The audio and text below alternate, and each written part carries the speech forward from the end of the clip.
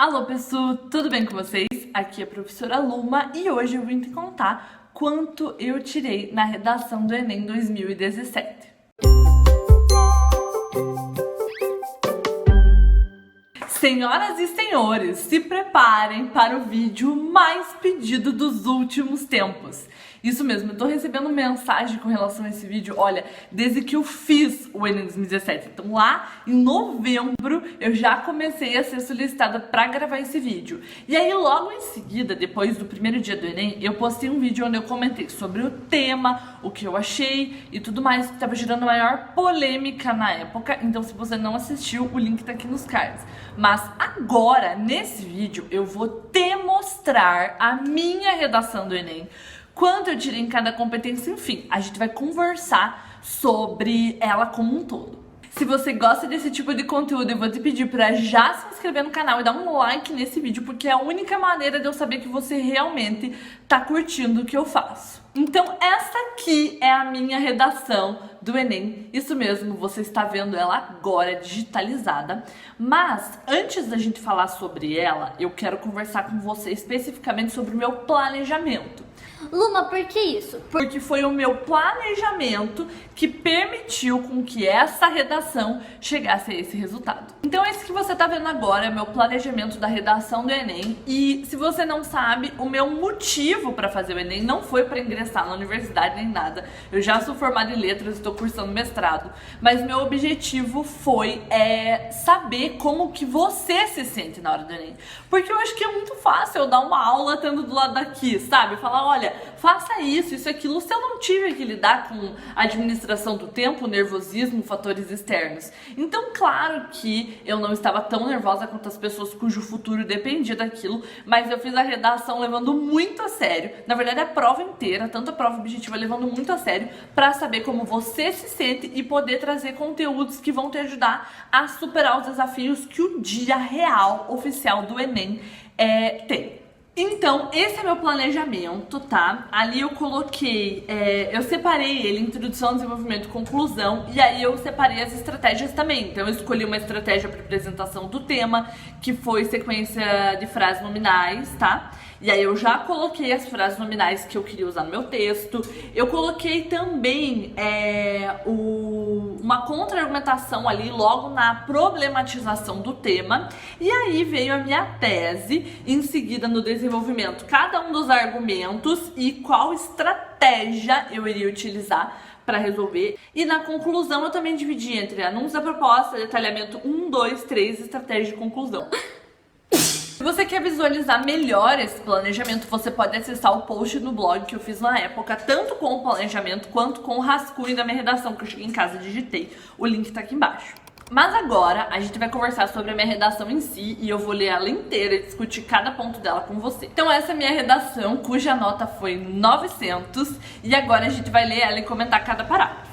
Então o primeiro parágrafo, o parágrafo de introdução, ficou assim: incentivo, acesso, permanência.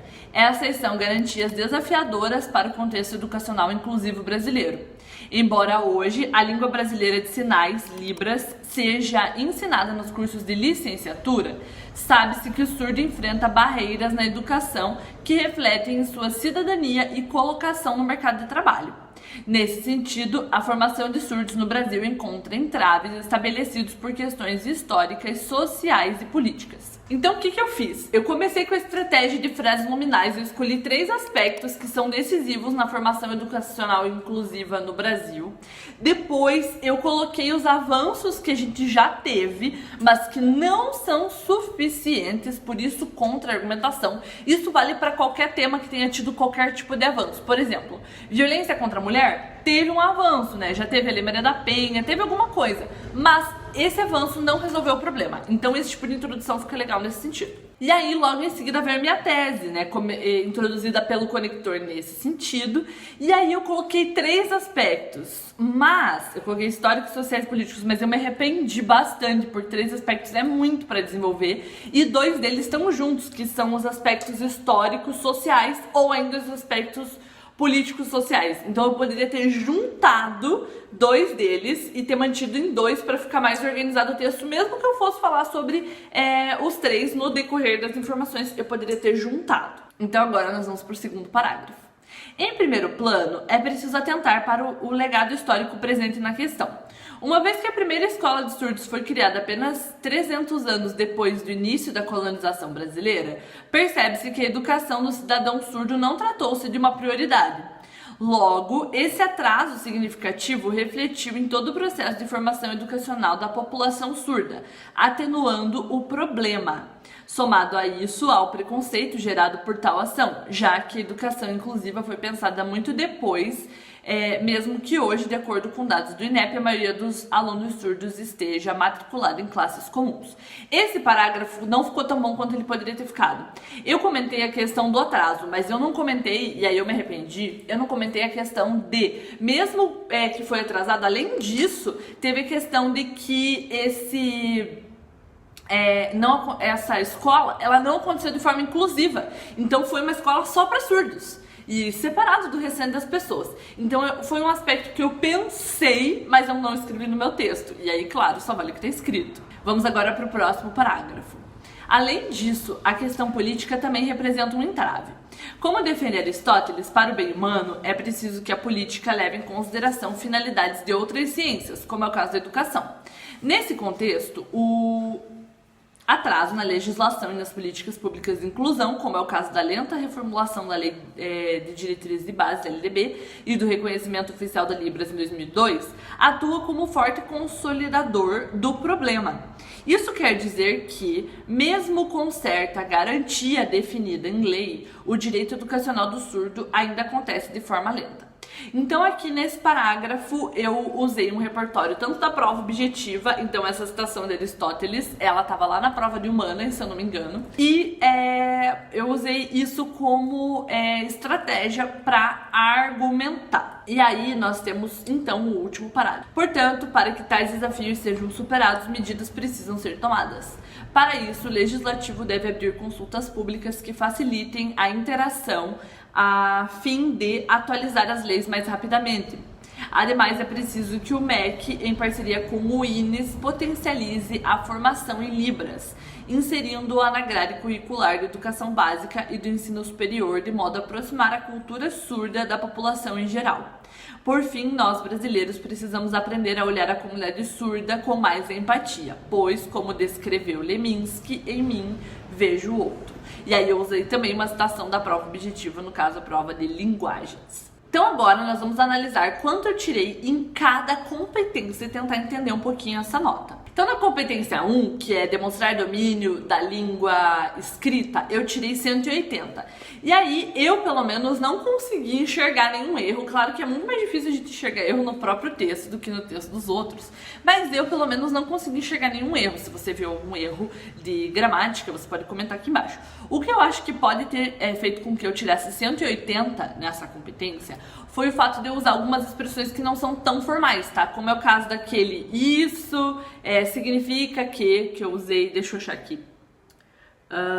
Isso quer dizer que essa é uma expressão não tão formal. Ela não chega a caracterizar como informal, mas ela não é tão formal. Porque realmente eu acredito que uma linguagem simples é o que mais vale na redação. Mas talvez isso tenha sido levado em conta ou tenha acontecido alguns erros que eu não vi. Na competência 2, eu tirei também 180. E o que eu acho que me prejudicou nessa competência é que se chama compreender a proposta de redação e aplicar conceitos das várias áreas de conhecimento para desenvolver o tema dentro dos limites estruturais do texto dissertativo argumentativo.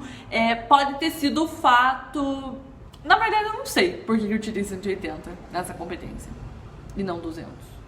E aí aqui diz que eu tirei, que eu atingi 90% da pontuação, assim como na competência anterior, atendendo parcialmente aos critérios definidos a seguir. Então aqui eles avaliam se a gente planejou e o quanto a gente conseguiu desenvolver isso na hora de fazer o texto mesmo. Então também não entendi, é muito difícil avaliar o próprio texto. Então se vocês perceberam problemas dessa ordem de organização textual, talvez tenha sido o fato do meu último parágrafo ter ficado mais comprido que os demais, mas talvez não tenha nada a ver com isso. Então eu realmente não sei. Na competência 3, eu tirei também 180. Então, aqui, né, que é selecionar, relacionar, organizar, interpretar informações, fatos, opiniões e argumentos. Então, é basicamente minha argumentação. Eu acho que aqui o fato de eu não ter atingido a nota máxima foi justamente lá no meu segundo parágrafo, eu não ter colocado essa questão do surgimento da escola de surdos como algo já representante do preconceito. Eu ter colocado como se fosse somente uma conquista e não como se fosse uma conquista que tem poréns. Então, isso eu realmente concordo muito com essa nota, porque faltou isso no meu texto mesmo. Na competência 4, eu tirei nota máxima. Então, eu tirei 200, que é a competência referente à coesão. Na verdade, claro, não desmerecendo a minha nota, a competência 4 é a competência mais simples de você gabaritar. Basta que você tenha um repertório de conectores argumentativos. Então, você usar conectores e não repetir. É basicamente essa a regra. Então, aqui eu tenho um texto bem costurado, bem coeso, e aí o Enem me deu nota máxima. E na competência 5 veio uma nota que eu já imaginava, que foi 160. Então foi a competência que eu tirei nota mais baixa. Por quê? Eu até cheguei a comentar com vocês que foi um desafio muito grande para mim fazer a proposta de intervenção. Eu realmente senti muita dificuldade naquele espaço, porque, não sei se vocês repararam, é 30 linhas, mas o espaço da folha é minúsculo, né? Eu não tinha me atentado para esse fato. E aí realmente não houve espaço e realmente minha proposta de intervenção não ficou tão detalhada como eu gostaria. E aí tem um gráficozinho que me conta que eu fiquei entre 2,9% das pessoas que tirou de 801 a 900. Yay!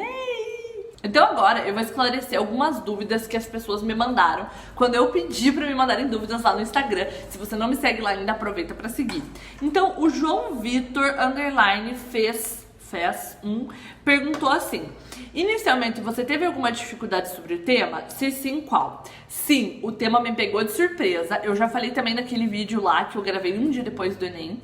Ele me pegou de surpresa, sim, e eu tive dificuldade sim, porque foi um tema mais recortado ainda do que eu imaginava. E foi um tema que eu não tinha muito repertório. Então eu não sabia filme, eu não sabia série, e eu gosto muito de usar esse repertório da cultura pop nos meus textos. Então eu senti uma falta bastante grande, assim, de ter um conhecimento maior sobre isso, mesmo que eu tenha estudado Libras na faculdade, o que me permitiu escrever com mais propriedade, mas não, pra mim não foi o suficiente. Então, quando eu vi o tema foi um choque, sim, não tenho vergonha nenhuma de dizer, fui surpreendida mesmo, tanto que esse ano eu tô investindo mais em conteúdo coringa. Então você já deve ter percebido que eu postei aqui argumentos coringas, alusões coringas, tudo pra gente poder usar em qualquer tema e não ficar dependendo da decisão do Enem. Uma outra pergunta que ele me fez foi se eu fiquei surpresa com o tema da redação, eu já esperava algo relacionado e eu já respondi isso também. Eu recebi uma outra pergunta do Anderson Dan, enfim, desse arroba aqui. E ele me perguntou assim: qual estratégia argumentativa você usou em seus parágrafos de desenvolvimento? Então, do primeiro parágrafo eu usei alusão histórica e raciocínio lógico juntos, e no segundo parágrafo, como eu tô vendo aqui nos meus argumentos, eu usei citação indireta e provas concretas. Tanto a citação quanto provas concretas eu não sabia, então provas concretas eu peguei da proposta e a citação eu peguei das questões objetivas. Já a alusão histórica também foi da proposta e o raciocínio lógico claramente não. Então o que eu quero mostrar pra vocês com isso é que dá sim pra gente se virar com as informações que a gente tem na prova, caso a gente seja surpreendido pelo tema. Então assim, eu queria contar pra vocês que eu fiquei muito feliz com essa nota do Enem, porque eu não escrevo uma redação desde 2011, uma redação modelo Enem, desde que eu fiz o Enem para ingressar em letras. Então eu não escrevi nenhuma redação e eu testei a minha técnica de fazer redação e ela deu super certo, eu tirei 900.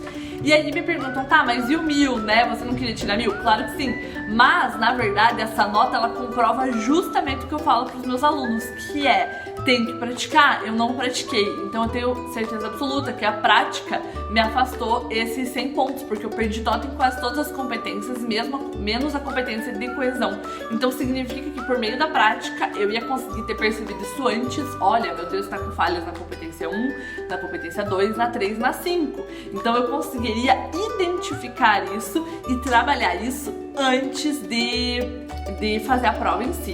Então isso demonstra que tem que praticar sim, e é por isso que esse ano eu me coloquei o desafio de escrever redações durante o ano.